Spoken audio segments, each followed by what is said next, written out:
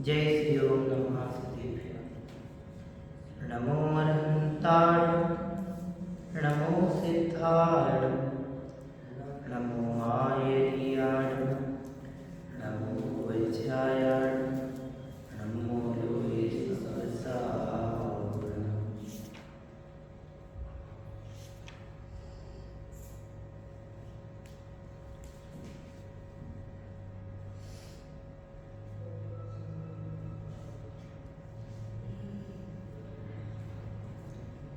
मंगलम भगवान वीरो, मंगलम गौतमोऽगणि, मंगलम कुंद कुंदात्यो, जैन धर्मोऽस्तुमङ्गलम्।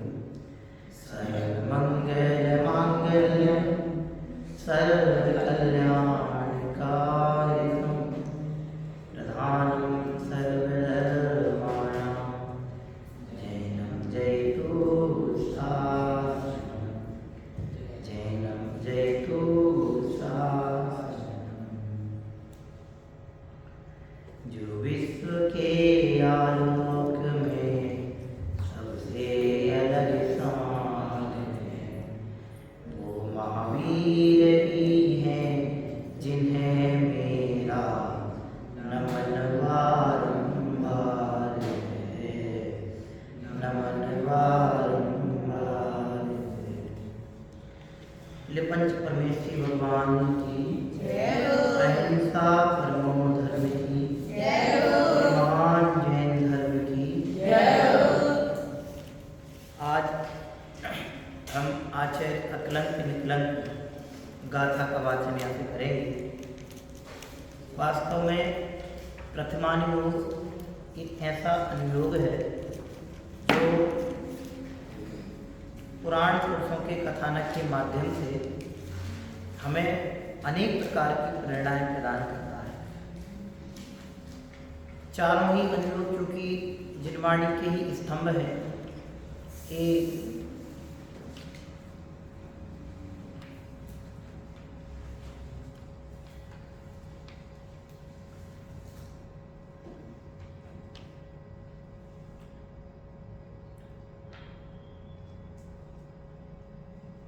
जिनागम के चार स्तंभ हैं।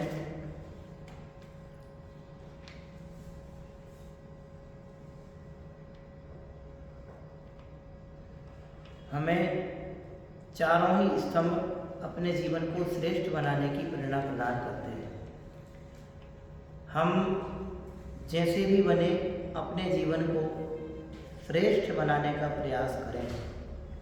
क्योंकि हमारे अपने बांसवाड़ा में यह जो विद्यालय चल रहा है, जिसमें आप अध्ययन कर रहे हैं, इस महाविद्यालय का नाम ही आचार्य अकलंक देव के नाम पर है।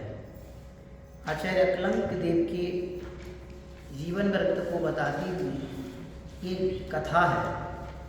ये कथा सिर्फ कथा नहीं है, ये सिर्फ एक कहानी नहीं है, ये सिर्फ एक मनोरंजन की दृष्टि से कही गई मनोरंजनात्मक कथा नहीं है, अपितु यह कथा है जिनागम की वास्तविक प्रभावना की।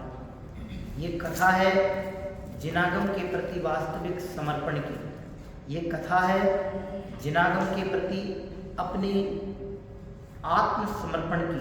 ये कथा है जिनागम की प्रभावना हेतु अपने प्राणों की भी बलि देने की या प्राणों को भी अर्पित करने की बात आ जाए तो ना संकुचाने की। ये कथा है धर्म, ज्ञान, वैराग, प्रभावना और जिनागम के प्रति अटूट वात्सल्य की। आइए पढ़ते हैं हम आचार्य अकलंक देव की कथा। मैं पढ़ूंगा। बहुत अच्छा पूजनीय बड़े पंडित साहब ने पद्यात्मक शैली में इन कथाओं को बांध करके बहुत अच्छा एक श्रेष्ठतम प्रारूप उनको प्रदान करके उपकृत किया है। ऐसे उन बड़े पंडित साहब के प्रति कृतज्ञता सहित उनकी इस कृति के माध्यम से, रचना के माध्यम से आज हम आचार्य अकलंक और निकलंक देव की ये कथा यहाँ से पढ़ने जा रहे हैं। मैं पढ़ूंगा, आप लोग भी साथ में पढ़ेंगे, उसी पंक्ति को दोहराते हुए आगे बढ़ेंगे।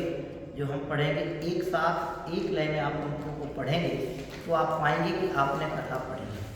आप नहीं लिखेंगे चलेगा, लेकिन आप लिखने की कोशिश करो, समझने की कोशिश करो कि ये आचार्य अकलंक देव का जिन शासन की प्रभावना में, जिन शासन की सुरक्षा में क्या एक महत्वपूर्ण प्रदेय रहा है, उसको स्मृत करते हुए आज हम उनके उपकारों को याद करने का यहाँ पर एक जो सामान्य प्रसंग बना है उसके अनुरूप आगे बढ़ते हैं। मैं पढ़ता हूँ, आप पढ़िएगा। अकलंक अरु निकलंक दो थे सहोदर भाई,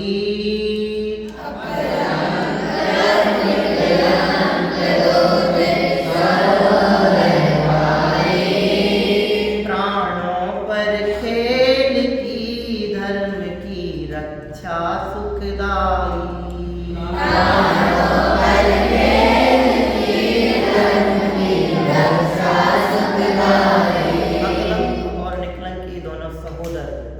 सगे भाई थे, एक ही माँ के पेट से जन्मे दो बालक थे। सह उदर, एक ही माँ के पेट से जन्मे हुए दो भाई थे। सहोदर, साथ जन्मे हुए भाई। और क्या किया? प्राणों पर खेल की धर्म की रक्षा सुखदाई। दोनों ही भाइयों को प्राणों पर खेलकर, माने प्राणों को भी दांव पर लगाकर, प्राणों को भी हथेली पर लेकर के जिन धर्म की रक्षा करना ही जिनको सुहाया, सुखदाई लगा, ऐसे अकलंक और निकलंक तो सगे भाई थे। आगे पढ़ते हैं। धनी धनी है भोगों को ना अंगीकार ही किया, धनी धनी है भोगों को ना अंगीकार ही किया। ब्रह्मचर्य व्रत लिया,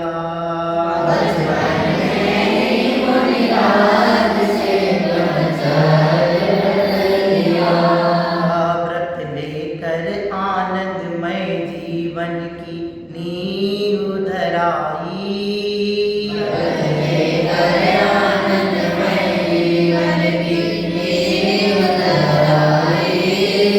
प्राणों पर खेल की धर्म की रक्षा सुखदाई।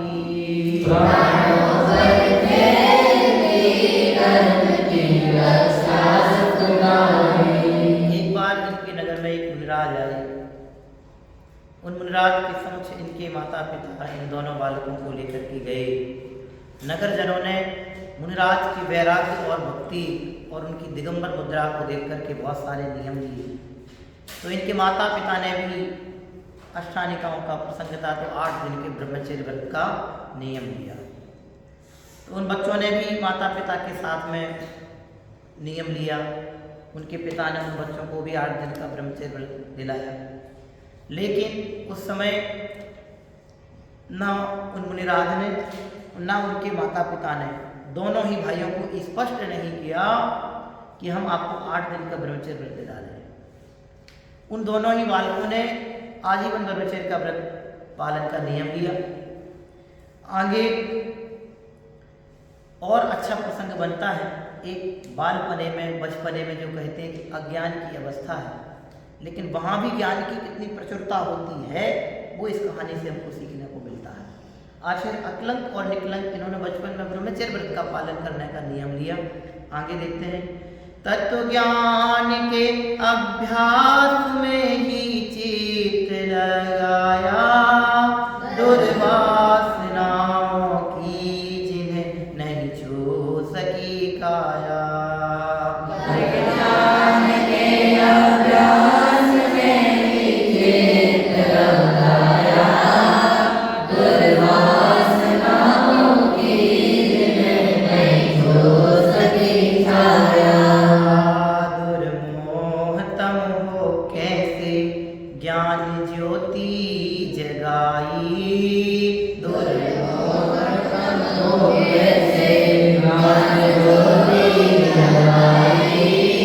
प्राणों पर खेल की रक्षा सुखदाई।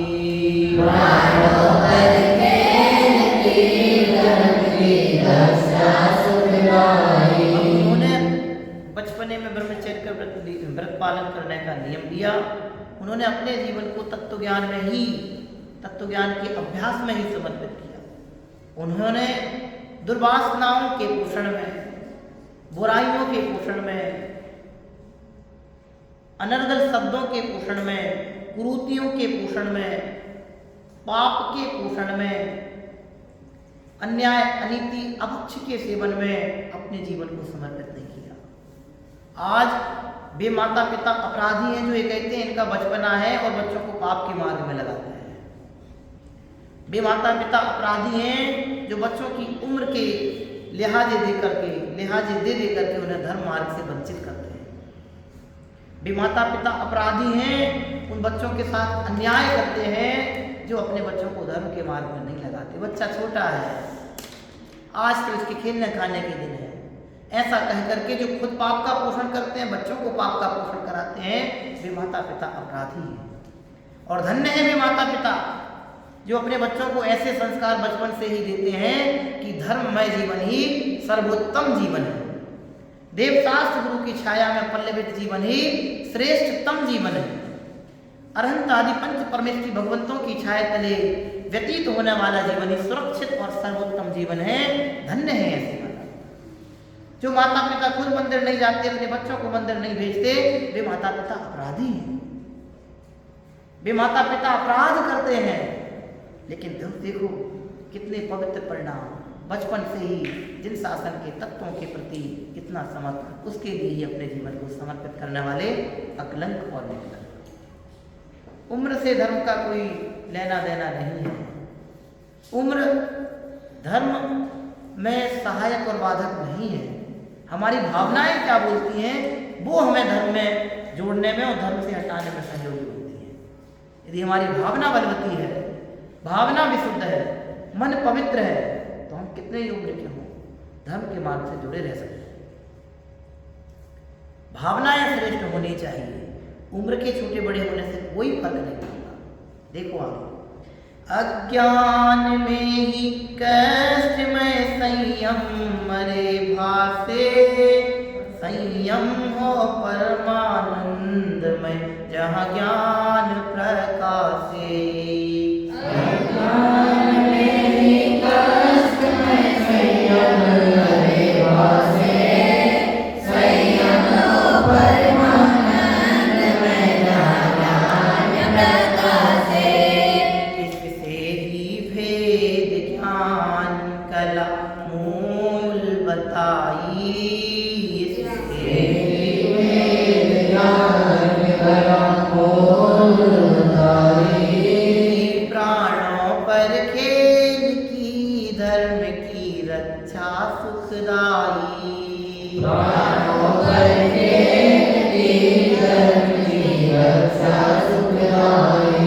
संयम से सुख है, अज्ञान से कष्ट है।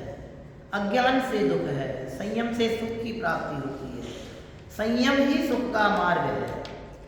अज्ञान तो प्रकट में दुख का मार्ग है। इसलिए अज्ञान को दुख रूप जान करके उससे बचने का प्रयास करते हुए संयम को सर्वोत्तम सुख का कारण जान करके हमें संयम की ओर अपने जीवन को अग्रसर बनाना चाहिए। संयमित जीवन ही सर्वोत्तम जीवन है। असंयमित जीवन तो बिना ब्रेक की गाड़ी के समान है।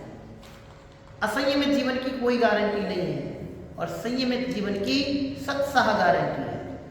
एक समय की भी बिना गारंटी संयम के नहीं होती। संयमित जीवन की सर्वश्रेष्ठ गारंटी है। जिनका जीवन संयमित है, संयममय है, उनके जीवन में कोई भी उपद्रव नहीं आ सकता। पूर्व पाप के उदय में आए तो आए, लेकिन संयम की विशुद्ध भावना के अनुरूप जो विशुद्ध पुण्य की प्राप्ति होगी, जो विशुद्ध पुण्य का बंधन होगा, उस पुण्य के प्रतिफल में सारे कष्ट संकट दूर होते जाएंगे। इसलिए संयम सर्वोत्तम है। संयम सुख का मार्ग है। उन्होंने भी संयम की साधना में अपने जीवन को लगाया और भेद ज्ञान ही सर्वोत्तम है। भेद ज्ञान ही दुख से बचने का उपाय है। संसार से छूटने का उपाय भेद विज्ञान ही है। ऐसा जान करके उस भेद विज्ञान की कला को सीखने में ही उन्होंने अपने जीवन को समर्पित किया। ऐसे थे आचार्य अकलंक और निकलंक, जिनका बचपन इतना श्रेष्ठतम व्यतीत। आप कल्पना करके देखो, दो नन्हे नन्हे से बालक ब्रह्मचर्य व्रत लेके धर्म की साधना में अपने जीवन को समर्पित कर देते हैं। आपके जैसे नन्हे मुन्ने बच्चे ही थे वो, आपके जैसे ही खेलने खाने के दिन थे। उनके माता पिता भी यदि सोच लेते कि इनके खेलने खाने के दिन है, तो आप कल्पना करके देखो कि वे कैसे अपने जीवन को इतना सर्वोत्तम बना पाते। लेकिन उन्होंने अपने जीवन को श्रेष्ठतम और सर्वोत्तम मार्ग दिया, धर्म का मार्ग, आराधना का मार्ग, जिन शासन की सेवा का मार्ग। लौकिक जनों की सेवा करेंगे तो कुछ भी प्राप्त होने वाला नहीं है, लेकिन धर्म मार्ग की और जिन धर्म की सेवा करेंगे तो जगत की विभूतियां स्वयं दौड़ करके हमारे पास चली आएंगी। जिन शासन की सेवा ही वास्तविक सेवा है, जिन शासन की सुरक्षा ही वास्तविक सुरक्षा है, जिन शासन की प्रभावना ही वास्तविक प्रभावना है, और दुनिया में कोई लाभदायक नहीं है। इसकी सुरक्षा में अपने जीवन को समर्पित करने वाले आचार्य अकलंक और निकलंक का कथानक आज हम पढ़ रहे हैं। देखिए, अब यहाँ से टर्निंग पॉइंट होता है, स्टार्ट। बौद्धों का बोलबाला था जिन धर्म संकट में, अत्याचारों से त्रस्त थे जिन धर्मी क्षण क्षण में।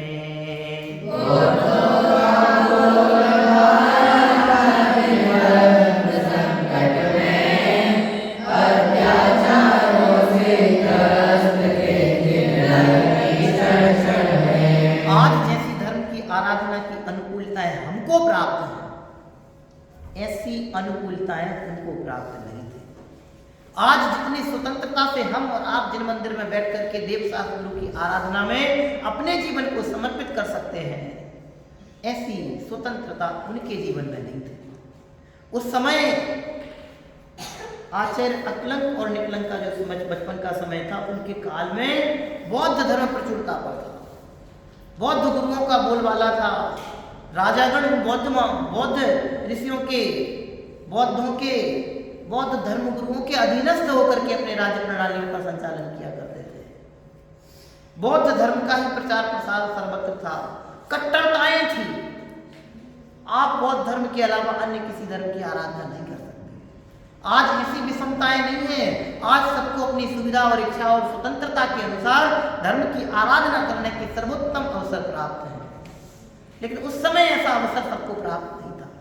उस समय लिखा है इसमें, बौद्धों का बोलबाला था जिन धर्म संकट में। जैन शासन की आज जितनी प्रभावना करने के अवसर हमको प्राप्त हैं, इतने अवसर ऐसे नहीं थे। कोई खुले रूप में, प्रकट रूप में, प्रत्यक्ष रूप में ऐसे भगवंतों की आराधना नहीं कर सकता था। यदि कोई जिन धर्म की आराधना सेवा भैया व्यक्ति करते हुए दिखता था, तो वे बौद्ध धर्म गुरु और बौद्ध धर्म के आराधक राजा से उनको दंडित करवाते थे, देश निकाला दे दिए जाते थे, मृत्यु दंड दे दिए जाते थे, अंग भंग कर दिए जाते थे, प्रेशर करके, डरा करके, धमका करके उनको जबरदस्ती धर्मांतरण कराया जाता था। लेकिन आज ऐसी विषमताएं नहीं है।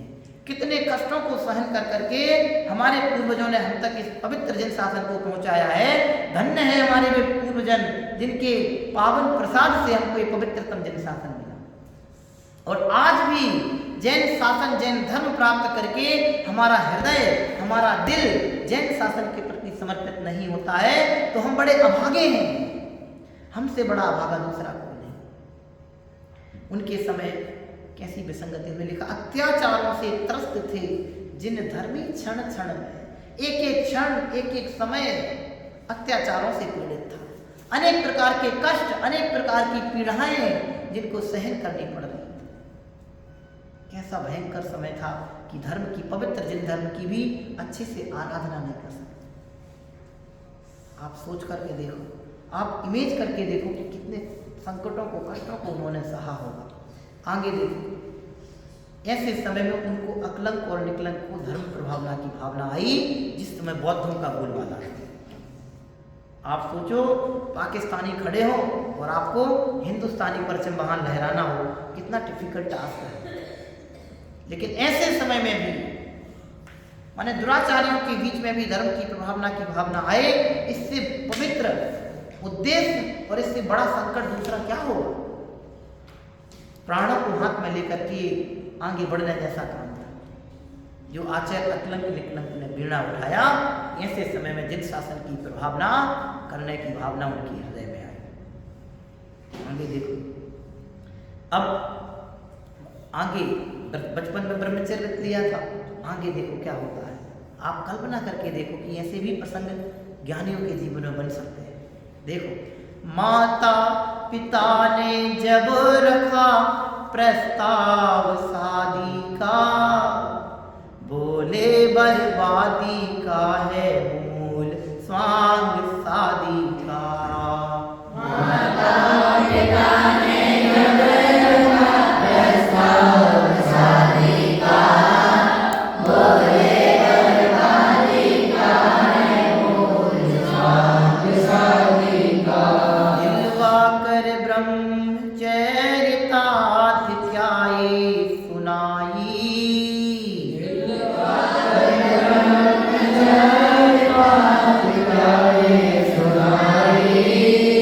प्राणों पर खेल की धर्म की रक्षा सुखदाई। प्राणों पर खेल की धर्म की रक्षा सुखदाई। बचपन से वो धीरे धीरे बड़े होते गए और युवावस्था में जैसे ही प्रवेश किया, उनकी बढ़ती हुई उम्र को देख करके युवावस्था में जैसे ही वो आए तो उनके माता पिता ने उनसे शादी की बात की। बेटे उम्र हो गई है, विवाह कीजिए। लेकिन उन दोनों ने ही माता पिता से निवेदन किया कि हे तात, आपने ही हमें बचपन में ब्रह्मचर्य व्रत दिलाया और आप ही मुझे शादी के लिए प्रेरित करते हैं। हे तात, आपने स्वयं ब्रह्मचर्य लिया, हमको ब्रह्मचर्य दिलाया और आज आप ही ब्रह्मचर्य दिलाकर मुझसे शादी की बात करते हैं। नहीं, हमने पवित्र ब्रह्मचर्य व्रत को अंगीकार किया है। आपने भले, उनने पिताजी ने उनको बोला कि बेटे हमने तो 8 दिन का ब्रह्मचर्य व्रत दिलाया था, हमने भी 8 दिन का ही व्रत लिया था। तो दोनों ही पुत्र एक साथ बोलते हैं, हे तात, यह बात ना आपने हमसे स्पष्ट की थी, ना उन ज्ञानी मुनिराज ने हमसे ये बात स्पष्ट की थी। इसलिए हम तो आजीवन ब्रह्मचर्य व्रत की ही भावना लेकर के उस जन्म में व्रत लिया था और हमारी भावना है कि हम आजीवन ही ब्रह्मचर्य व्रत का पालन करेंगे। आप सोचो, वो दोनों नन्हे बालक जिन्होंने बचपन में एक नियम लिया, आज हम कितने निष्ठुर हृदय हैं कि जैन शासन की रक्षा के लिए हम अन्याय अनीति अभक्ष तक को नहीं त्याग पाते। और उन्होंने बचपन में लिए नियम को अपने जीवन का आधार बना लिया। आज माता पिता बोलते हैं बच्चे छोटे हैं, ये तो इनको आलू प्याज लहसुन खाना चलता है, इनका तो बाजार में खाना चलता है। लेकिन उन बच्चों से पूछो, बचपन में ब्रह्मचर्य का व्रत लिया और आगे तक आजीवन पालने की भावना मारे। जब वे बच्चे ब्रह्मचर्य व्रत का पालन कर सकते हैं तो क्या हम छोटे छोटे नियमों का पालन अपने जीवन में नहीं कर सकते हैं?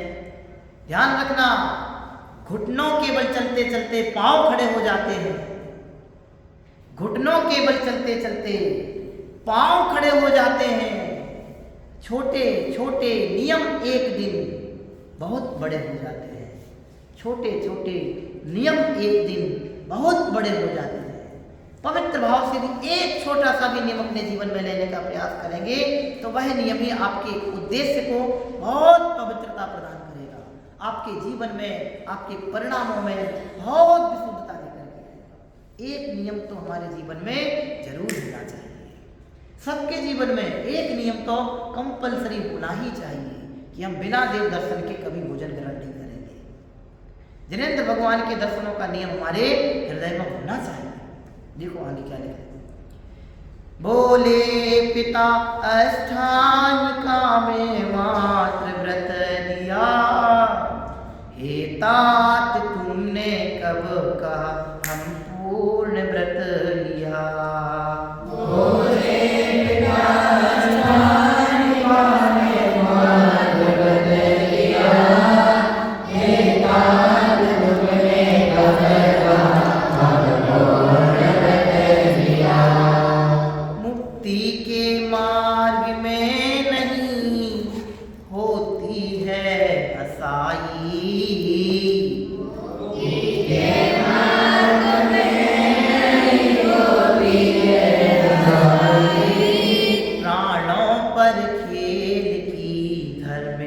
रक्षा सुखदाई।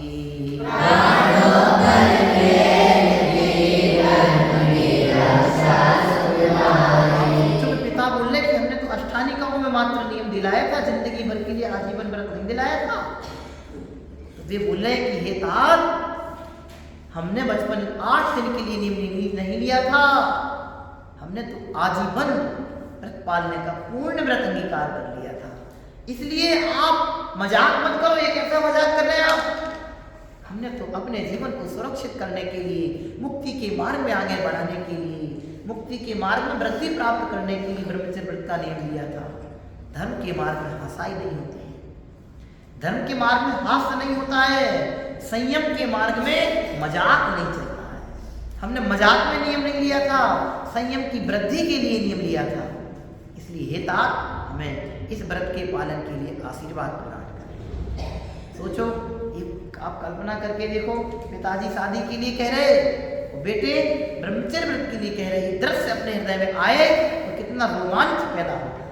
कैसे होंगे वे पिता और कैसे होंगे वे बालक जो धर्म के मार्ग में आगे बढ़ने की बात कह रहे हैं। आगे देखो, आजीवन पालेंगे हम तो ब्रह्मचर्य सुखकारी, सौभाग्य से पाया है रत्न के मंगलकारी। आजीवन पालेंगे हम तो ब्रह्मचर्य सुखकारी, सौभाग्य से पाया है रत्न के मंगलकारी। भवरोग की एकमात्र ही साची दवाई,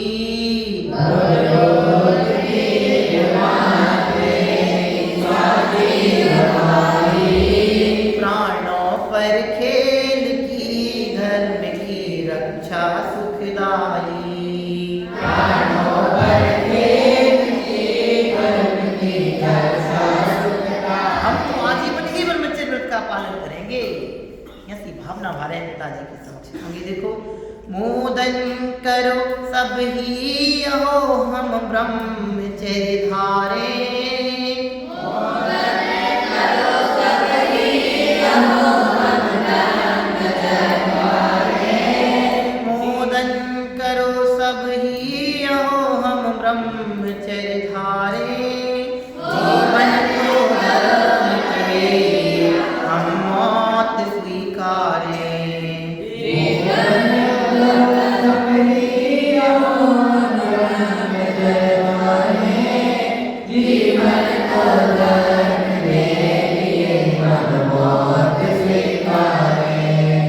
आराधना ही सुख स्वरूप मन में समाई, आराधना ही सुख स्वरूप मन में समाई। प्राणों पर खेल की धर्म की रक्षा सुखदाई, प्राणों पर खेल की धर्म की रक्षा सुखदाई। देखो, प्रसन्नता व्यक्त होनी चाहिए एक नियम के पालन में। लिख रहे हैं मोदन करो माने अनुमोदना करो। हम सब भी ऐसे ब्रह्मचर्य को, अखंड ब्रह्मचर्य के पालन में आगे बढ़े। जिनके जीवन में ब्रह्मचर्य का पालन है उनका जीवन ही पवित्र जीवन है। हम ब्रह्मचर्य का पालन नहीं कर पाए तो कम से कम जो ब्रह्मचर्य के पालक हैं उनके प्रति अनुमोदना व्यक्त करें। हम ब्रह्मचर्य की अखंड साधना नहीं कर पाए तो जो ब्रह्मचर्य की अखंड साधना कर रहे हैं उनकी अनुमोदना करें। धर्म के मार्ग में अपने जीवन को वृद्धि प्रदान करें, धर्म के मार्ग में अपने जीवन को उन्नति प्रदान करें। एक एक नियम में सावधान हो, सावधानी से सुनने की आदत डालें, सावधानी से समझने की आदत डालें, सावधानी से बैठने की आदत डालें, सावधानी से भगवंतों के दर्शन करने की आदत डालें, तब है अपने जीवन की धन्यता। आगे देखो, आशीष ले माता पिता से बौद्ध मठ गए, प्रसन्न बौद्ध रूप में दर्शन सभी पड़े। आशीष ले माता पिता से बौद्ध मठ गए, प्रसन्न बौद्ध रूप में दर्शन सभी पड़े।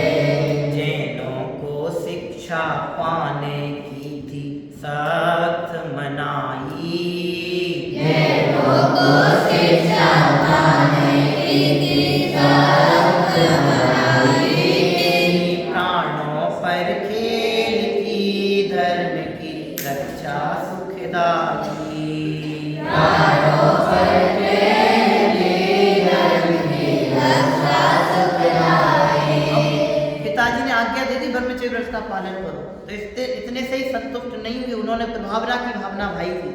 बौद्ध धर्म का प्रचार प्रसार उस समय था, तो उस समय जिन धर्म की प्रभावना कैसे की जाए, इसके लिए अध्ययन में मजबूती चाहिए। जनागम के एक एक सिद्धांतों का ज्ञान होना चाहिए। अन्य दर्शनों के, अन्य धर्मों के क्या सिद्धांत है, इनका ज्ञान होना चाहिए। इसलिए उनके अध्ययन के लिए, भाषा, व्याकरण और सिद्धांत के अध्ययन के लिए एक परिपक्व शैक्षणिक अध्ययन की उनको आवश्यकता महसूस हुई।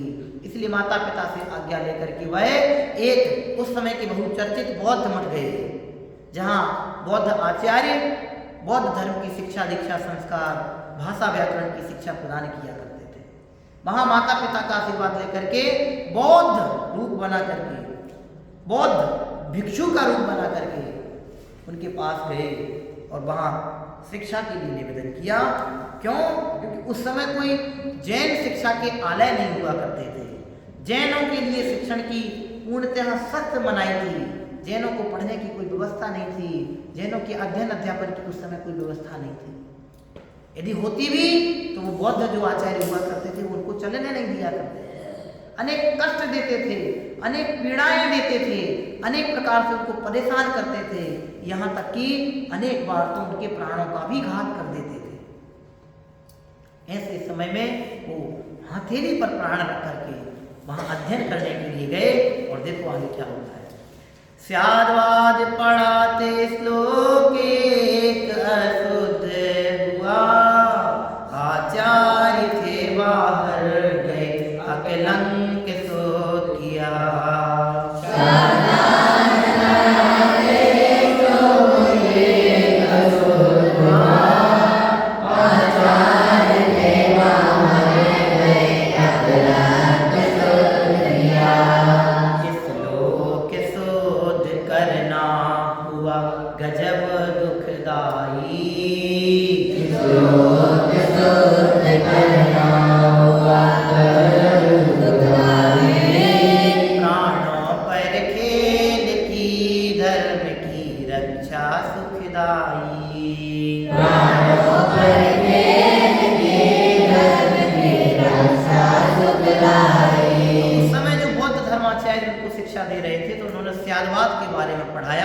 स्याद्वाद के संदर्भ में एक श्लोक पढ़ाया तो उनको वह श्लोक आचार्य ने पूरा स्पष्ट नहीं किया। क्यों? क्योंकि अनेकांत और स्याद्वाद के जैन दर्शन के सिद्धांत हैं। बौद्धाचार्यों को इनका ज्ञान नहीं था, इसलिए वो उनका मिस्टेक गलत पढ़ा रहे थे, अशुद्ध पढ़ा रहे थे। तो उनको वो बात ख्याल में आई। जैसे ही वो पढ़ा करके उसका समाधान खोजने के लिए बीच में ही बौद्धाचार्य उठ के चले गए, इसी बीच में उनने अकलंक और निकलंक ने उस श्लोक को शुद्ध कर दिया। थोड़ी देर बाद जब वो आचार्य आए, उन्होंने देखा इसमें किसी ने तो खुरापात की है, किसी ने तो कुछ ना कुछ करेक्शन किया है, शुद्ध किया है। तो उन्हें उस समय डाउट हो गया, शंका हो गई कि यहाँ कोई ना कोई तो जैन मतावलंबी बैठा है। क्यों? क्योंकि जैन मतावलंबी के अलावा किसी में इतनी सामर्थ्य नहीं कि जो इसको बिल्कुल शुद्ध रूप प्रदान कर सके। देखो, आचार्य को शंका हुई कोई जैन होने की, प्रतिमा दिगंबर रखकर आज्ञा दी थी नागिन की। आचार्य को शंका हुई कोई जैन होने की, प्रतिमा दिगंबर रखकर आज्ञा दी थी नागिन की। तब धागा ग्रीवा में लपेट ला गए भाई, तब धागा ग्रीवा में लपेट ला गए भाई। प्राणों पर खेद की, धर्म की रक्षा सुखदाई। प्राणों पर खेद की, धर्म की रक्षा सुखदाई। अब उन आचार्य को शंका हो गई कि यहाँ कोई जैन धर्मावलंबी है। इस बात की जांच करने के लिए उन्होंने दिगंबर भगवंतों की एक प्रतिमा मंगवाई कि जो सच्चा जैन धर्मी होगा भगवान की प्रतिमा नहीं लांघेगा, लेकिन जो सच्चा धर्मावलंबी है वो एक श्रेष्ठ तर्कवान भी है, न्याय युक्ति और तर्क में जैन धर्मी पारंगत होते हैं। ज्ञानी जो हैं वे न्याय, विद्या, तर्क, युक्ति में पारंगत होते हैं, इसलिए वे कभी किसी से परास्त नहीं होते। अकलंक और निकलंक भी शिक्षण प्राप्त करके न्याय, युक्ति और तर्क में बहुत मजबूत हो चुके थे, पारंगत हो चुके थे, महारत हासिल कर ली थी। जैसे ही उन बौद्धाचार्य ने दिगंबर भगवान की एक प्रतिमा मंगवाई और सभी शिष्यों को उस प्रतिमा को लांघने की आज्ञा दी कि इस प्रतिमा को लांघ के दिखाओ। अब आप सोचो कि जो सच्चा जैन धर्मी होगा, जैन धर्म को मानने वाला होगा, वो भगवान की प्रतिमा कैसे लांघे? कितना बड़ा संकट उनको अपने हृदय पे लगा होगा। लेकिन नहीं, घबराए नहीं। पवित्र जिन शासन की प्रभावना की भावना उनके उद्देश्य में थी, इसलिए तत्क्षण ही उनको एक युक्ति सूझी कि हमारी प्रतिमाएं, हमारे भगवान तो कैसे होते हैं? भीतरागी होते हैं। इसलिए उन्होंने जो वस्त्र धारण कर रखा था, उस वस्त्र का इस तरह से धागा पतला सा जल्दी से निकाला, किसी को पता नहीं लगा, और प्रतिमा के गिरीवार गर्दन के यहाँ डाल दिया और उस प्रतिमा को लांघ गए।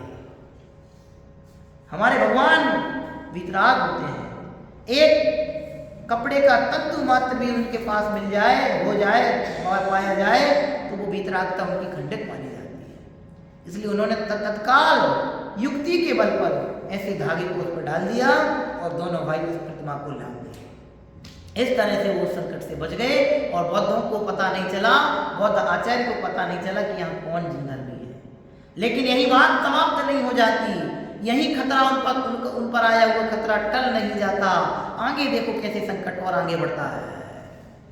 फिर अर्धरात्रि के समय घनघोर स्वर हुआ, अरहंत सिद्ध कहते हुए सैनिक पकड़ लिया। फिर अर्धरात्रि के समय घनघोर स्वर हुआ,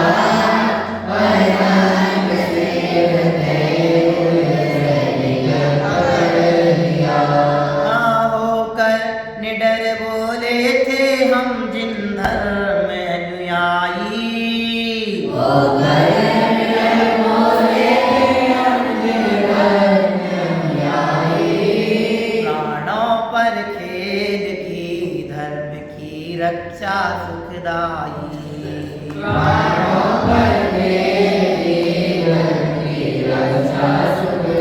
आप सोचो, बहुत तो उनको संतुष्टि नहीं हुई इतने से ही प्रतिमा लांघने की आज्ञा देकर, उन्हें पकड़ में नहीं आया कि कौन जिन धर्मी है।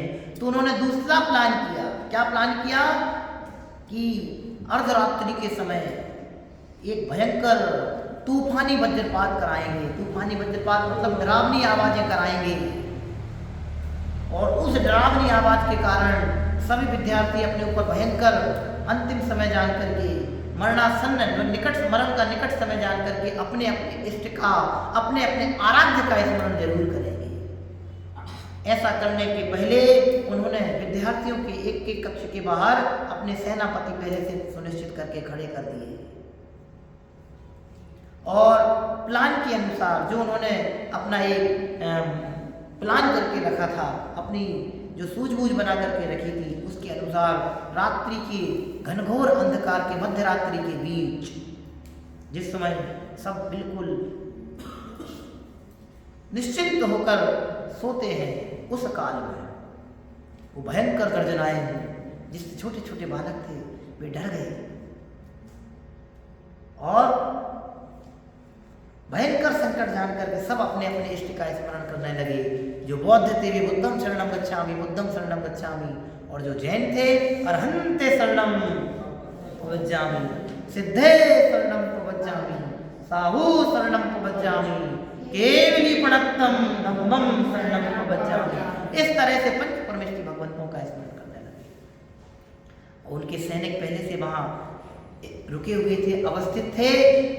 उनको जैसे ही अनंत सिद्ध अनंत सिद्ध अनंत सिद्ध की गर्जनाएं सुनाई दी, तत्क्षण ही उन्होंने उनको पकड़ लिया और पकड़ करके बुद्धाचार्यों के समक्ष लिया। उस समय उन्होंने, दोनों ने ही, अकलंक और निकलंक ने, अपने ऊपर महासंकट जान करके भी ये नहीं बोला कि नहीं मैं तो बहुत हूँ, हमें छोड़ दो। बड़ी निडरता के साथ बिना किसी खौफ के बड़ी ताकत के साथ बोला कि हम पवित्र जिन शासन के अनुयायी सेवक और प्रभावना की भावना रखने वाले जिन धर्मी हैं। सच्चा जिन धर्मी किसी से डरता नहीं है, जो डरता है वो सच्चा जिन धर्मी होता नहीं। अकलंक और निकलंक डले नहीं, एक समय भी उनको उनसे भय नहीं लगा। देखो आगे, लालच दिए और भय दिखाए पर नहीं डिगे, श्रद्धान से जिन धर्म के किंचित नहीं चिगे। लालच दिए और भय दिखाए पर नहीं डिगे, श्रद्धान से जिन धर्म के किंचित नहीं चिगे।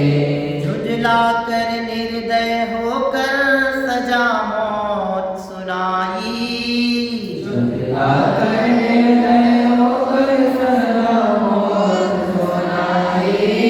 प्राणों पर खेल की धर्म की रक्षा सुखदाई, प्राणों पर खेल की धर्म की रक्षा सुखदाई। जैसे ही उन्होंने कहा हम तो पवित्र जिन धर्म के अनुयायी हैं, तो उन बौद्ध गुरुओं ने उनकी बुद्धि की विचक्षणता देख करके, उनकी इंटेलिजेंसी देख करके उनको लालच दिए कि हम तुम्हें ये कर देंगे, हम तुम्हें ये बना देंगे, ये देंगे, वो देंगे, तमाम सारे लालच दिए कि तुम जैन धर्म छोड़ करके बुद्ध धर्म अपना लो।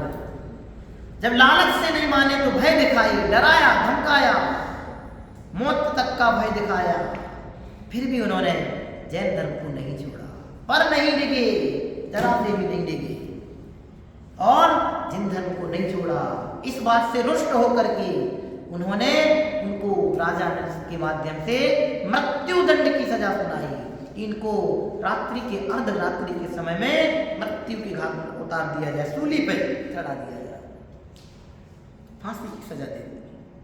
लेकिन इससे भी वह डरे नहीं। आगे देखो, पर रात्रि को ही भागे कारागार से दोई, टाले कभी टलती नहीं भवितव्य जो होगी।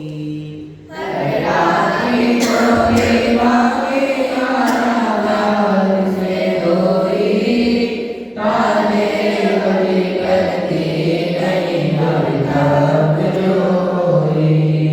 लेकिन जिनके माध्यम से पवित्र कार्य होने होते हैं, उन्हें कोई ना कोई सूझबूझ आ ही जाती है। तो उनने भी जिन शासन को स्मृत करके, सच्चे देव गुरु धर्म को स्मरण करके भावना भाई की प्रभो हमने अध्ययन अध्यापन जिन शासन की प्रभावना के लिए किया था और आज हम इस सेवा में तत्पर नहीं हो पाए तो हमारा जीवन यूं ही व्यर्थ चला जाएगा। उनको बुद्धि सूझी और अर्धरात्रि के समय में ही वो कारागार से दोनों भाई भाग गए। लेकिन संकट अभी टला नहीं। अब देखो क्या होता है। जैसे ही भागे तो क्या लिखा, पीछे दौड़ाए सैनिक अति क्रूरता छाई, रात पर रात्रि को ही भागे कारागार से दोई, टाले कभी टलती नहीं भवितव्य जो होई।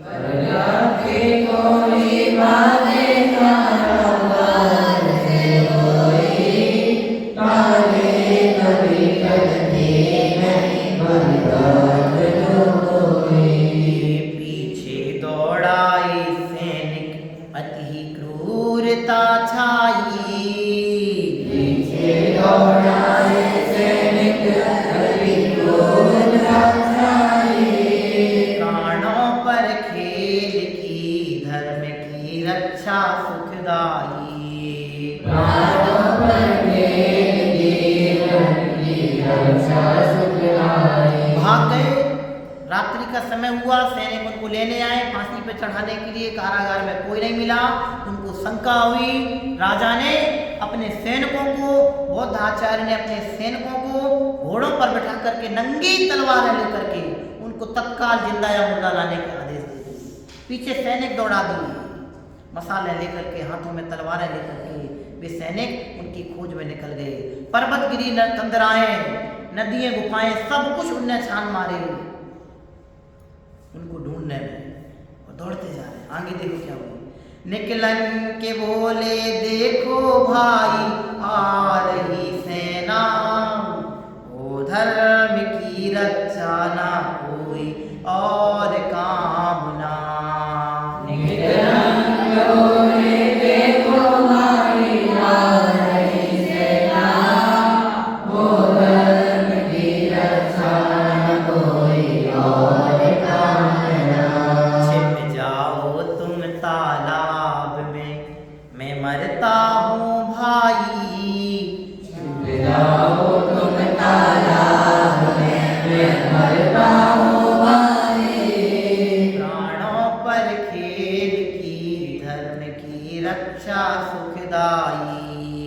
प्राणोपण खेल कीरत की रक्षा सुखदाई। अब घोड़ों की टप टप टप टप की पगध्वनि सुनाई दी। कुछ पैदल और घोड़ों को कितना अंतर होता है। आप पैदल दौड़ो, आपके पीछे कोई कार से चले तो कितने दौड़ोगे आप। ऐसे वे भी दौड़ते जा रहे थे और पीछे सेना आ रही थी घोड़ों पे बैठ करके घुड़सवारी के माध्यम से। तो घोड़ों की टप टप की आवाज़, ऐसी आवाज़ आती है, तो वो आवाज़ आ रही थी। अब आवाज़ जैसी आ रही थी तो अकलंक को ऐसी पगध्वनि सुनाई दी कि जरूर कुछ ना कुछ संकट आने वाला है, सेना दौड़ के आ रही है।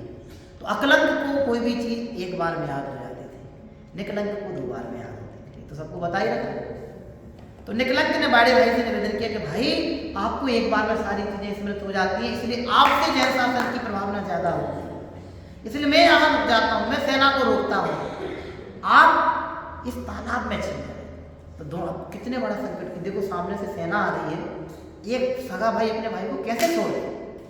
लेकिन पवित्र जिन शासन की प्रभावना की भावना जिनके हृदय में थी, उन्होंने ऐसे संकट को भी गले लगाया और भाई से अंतिम भेंट वहां उनकी हुई और अकलंक उस तालाब में छिप गए।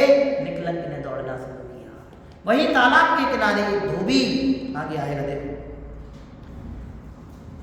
इसमें ये है ना निकलंक, और वो धोबी वहां था, कपड़े धो रहा था। तो धोबी ने पूछा भाई क्यों दौड़ रहे हो। बोले राजा की सेना आ रही है और उन्हें कोई भी मिलता है वो सबको मारते जा रहे हैं, इसलिए तुम भी दौड़ो।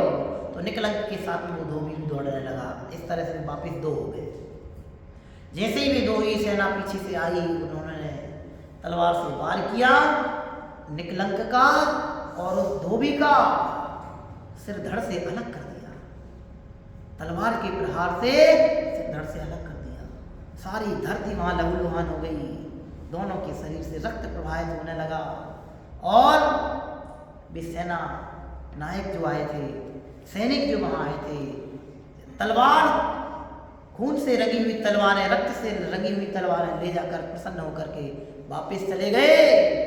और अकलंक जो तालाब के अंदर छिपे हुए थे, वे अश्रुपात करते हुए, विलखते हुए, रोते हुए निकलंक के शव के पास पहुंचे, डेड बॉडी के पास पहुंचे। आप कल्पना करो कि कैसा वो भयंकर करुणामय दृश्य होगा कि एक भाई ने अपने भाई की और जैन शासन की रक्षा के लिए अपने प्राणों तक की आहुति दे दी। आप कल्पना करके देखो, आगे देखो।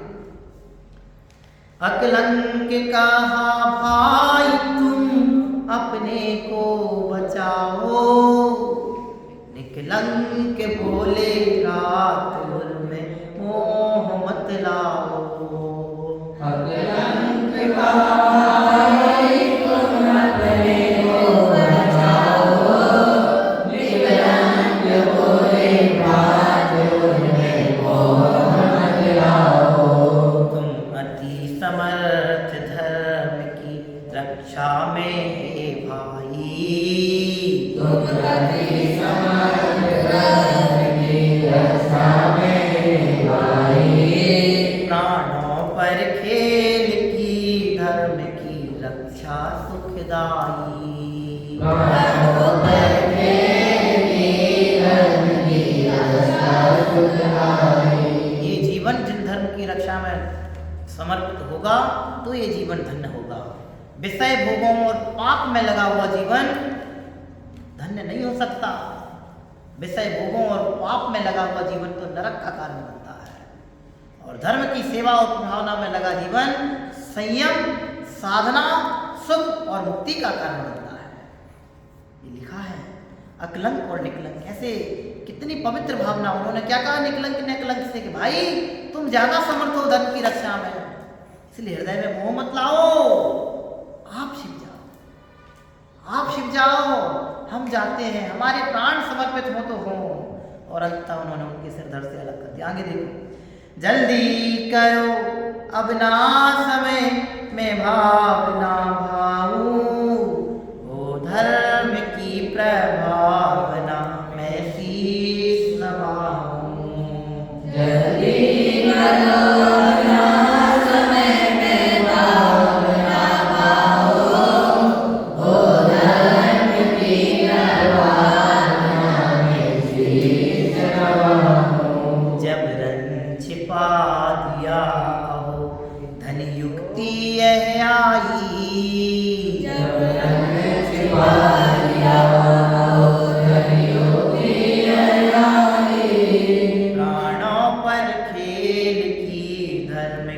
रक्षा सुखदाई। प्राणों पर खेली धर्म की रक्षा सुखदाई। और बहुत प्रेशर करके निकलंक ने भाई को तालाब में छिपा दिया और खुद वहां से दौड़ने लगे। देखो कैसे दौड़े, बताए धोबी वाला प्रसंग आ रहा है। धोबी को लेकर साथ फिर निकलंक थे दौड़े, आए निकट थे सैनिकों के शीघ्र ही घोड़े। धोबी को लेकर साथ फिर निकलंक थे दौड़े, आए निकट थे सैनिकों के शीघ्र ही घोड़े। आदर्श छोड़ गए अपना शीश कटाई, आदर्श छोड़ गए अपना शीश कटाई। प्राणों पर खेल थी धर्म की रक्षा सुखदाई। प्राणों पर खेली धर्म की रक्षा सुखदाई। अब देखो धोबी को लेकर के दौड़ गए और आदर्श छोड़ के चले गए कि जैन शासन की प्रभावना से ज्यादा हमारे प्राणों की कीमत नहीं है। जिन धर्म की सेवा करने वाले ही सच्चे सेवक हैं, जिन धर्म की आराधना करने वाले ही सच्चे आराधक हैं, जिन शासन की उपासना करने वाले ही सच्चे उपासक हैं। इसके अलावा ना कोई सच्चा सेवक है, ना कोई सच्चा आराधक है, ना कोई सच्चा उपासक है। इसलिए हमारा और आपका जीवन भी जिन धर्म की साधना, आराधना और उपासना में समर्पित होगा तो ही हमारा जीवन धन्य कहा जाएगा, धन्य माना जाएगा। ये अकलंक ने करके दिखाया। निकलंक ने अपने प्राणों की आहुति दे करके जिन शासन की प्रभावना के यज्ञ को सर्वोत्तम दिशा प्रदान की। आज हमें प्राणों को देने की आवश्यकता नहीं है। आज हमें अपने मन को पूर्णतः समर्पित करने की आवश्यकता है। आज हजारों मंदिर बन रहे हैं, लेकिन हजारों प्रतिष्ठाएं हो रही हैं। प्रतिष्ठाओं में नाच गान खूब है, लेकिन भक्ति का अभाव है। पंच कल्याणकों में धूमधाम बहुत है, लेकिन संयम, भक्ति और वैराग्य की भावनाओं का अभाव है। जब तक प्रभावना के लिए आयोजित होने वाले कार्यक्रमों में ज्ञान, भक्ति और वैराग्य की प्रधानता नहीं होगी, तब तक वे आयोजन धार्मिक आयोजन नहीं हो सकते। धार्मिक आयोजन ज्ञान, भक्ति और वैराग्य की आराधना और वृद्धि के लिए होते हैं। अगर आयोजनों में से, धार्मिक आयोजनों में से भक्ति, वैराग्य और ज्ञान को हटा दिया जाए तो फिर वे धार्मिक आयोजन कैसे? ये है वास्तविक। देखो, होकर विरक्त लियो अकलंक मुनि दीक्षा, शास्त्रार्थ में पाकर विजय की धर्म की रक्षा।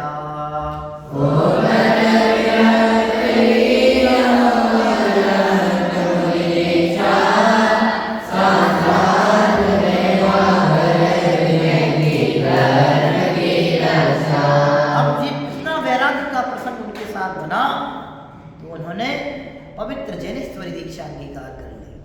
ज्ञानियों का हृदय वैराग्य से ओतप्रोत रहता है, इसलिए उन्होंने वैराग्य को पोषण प्रदान करते हुए 12 भावनाओं के अनुचिंतन पूर्वक दिगंबर जैनेश्वरी दीक्षा अंगीकार कर ली और वह अकलंक से मुनि अकलंक हो गए।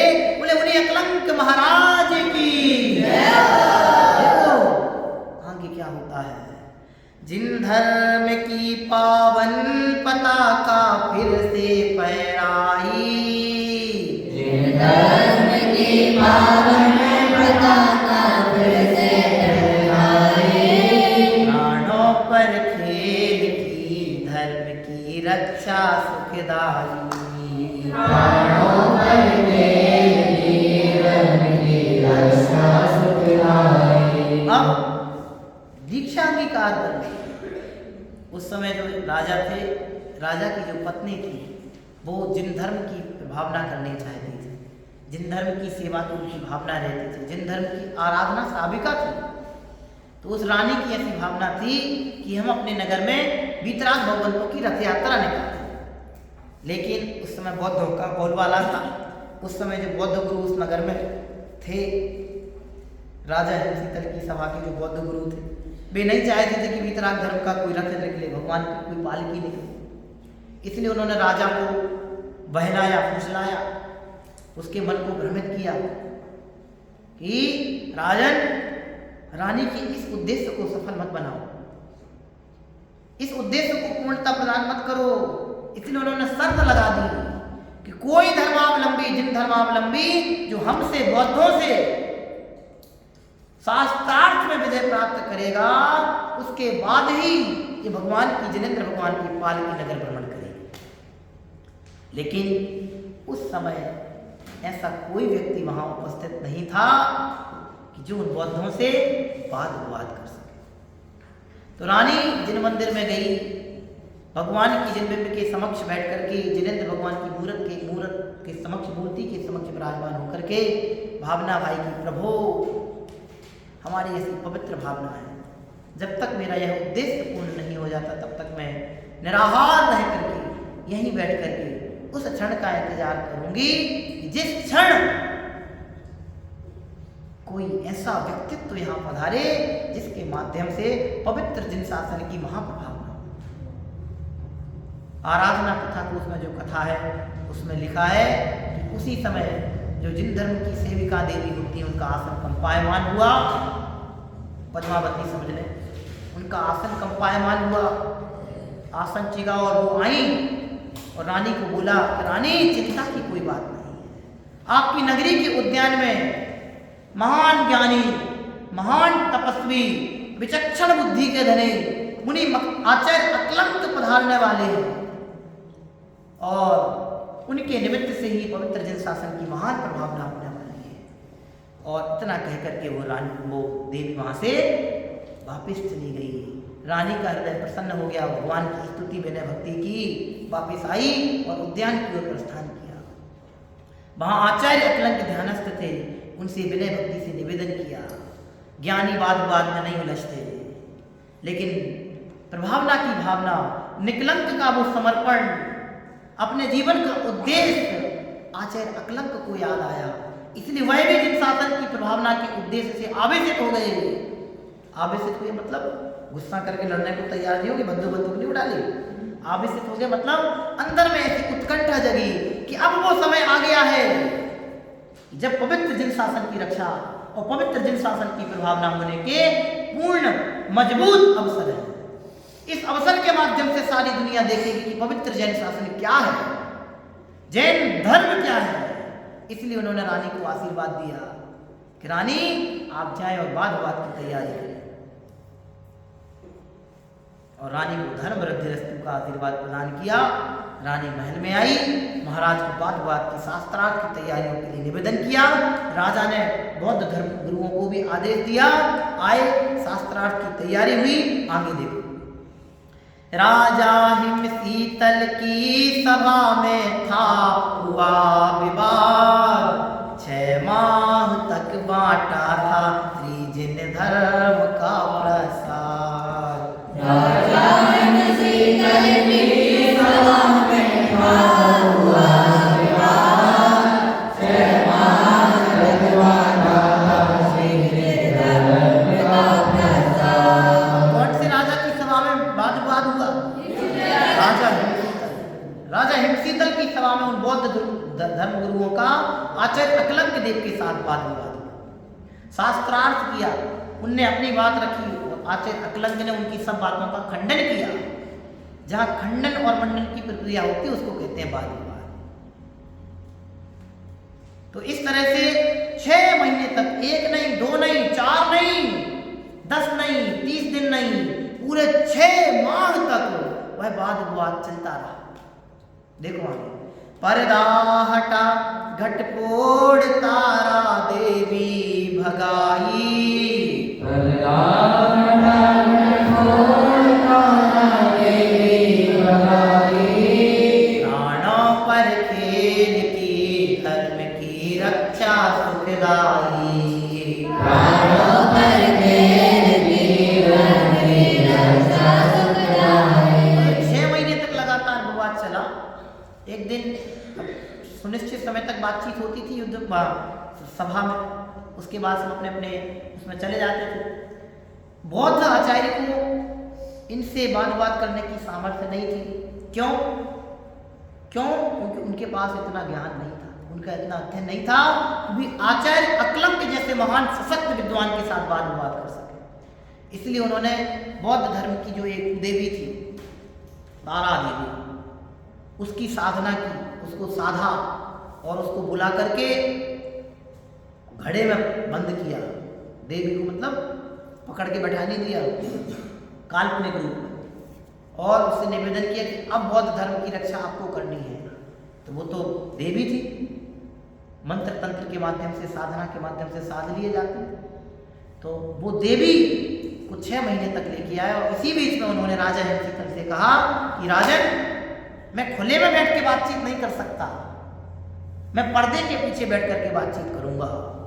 इसलिए वो उस मटके को लेकर के, घड़े को लेकर के वो बौद्ध धर्माचार्य घड़े के साथ वहां बैठते थे, और जैसे ही बात प्रारंभ होता था उसके पूर्व वो देवी का आह्वान कर लेते थे, और उसके माध्यम से वह उनके सारे उत्तर दिलाया करते थे। ऐसे वह विवाद 6 महीने तक चला।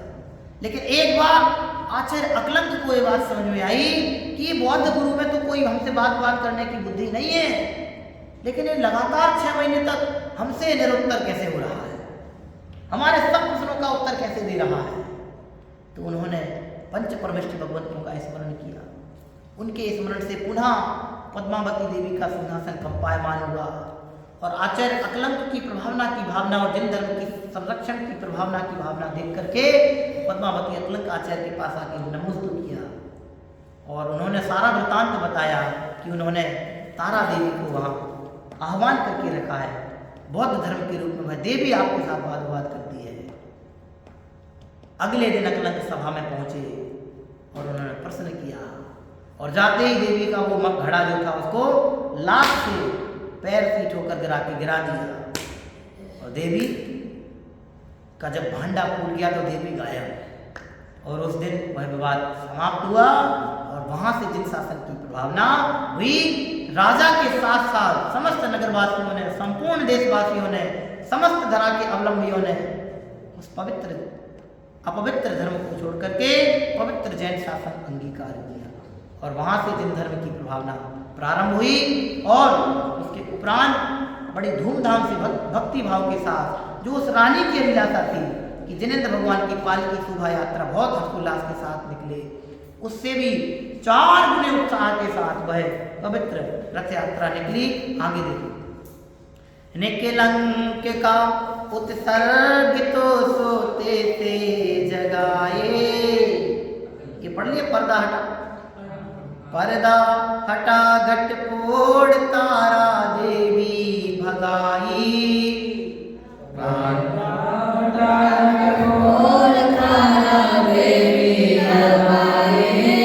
प्राणों पर खेल की धर्म की रक्षा सुखदाई।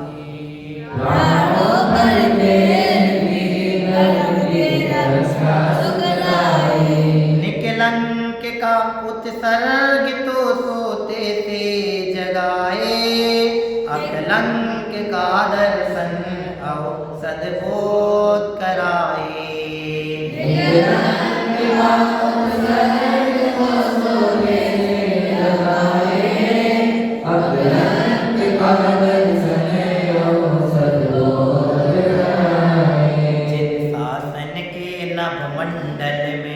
रवि शशि सम दो भाई, शासन के नवमंडल में रवि शशि सम दो भाई।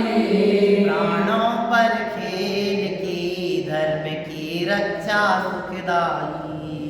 प्राणों पर खेल की धर्म की रक्षा सुखदाई। इसमें लिखा उत्सर्ग का मतलब होता है त्याग। निकलंक का जो त्याग था, अपने प्राणों का त्याग, वो ऐसा त्याग था कि जो हमें सोते से जगा दे।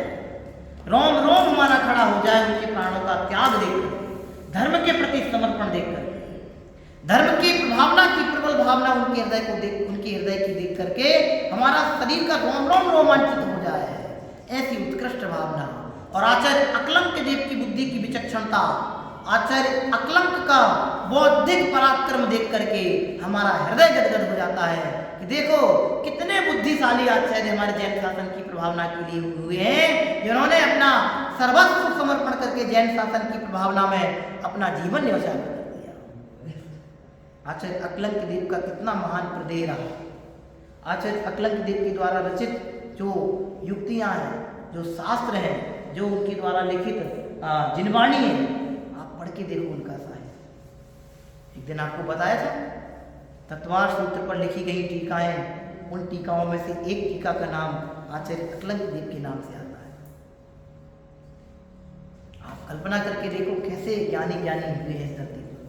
आगे देखो, अकलंक अरुण कलंक का आदर्श अपनाए, युक्ति सद ज्ञान आचरण से धर्म दीपाए।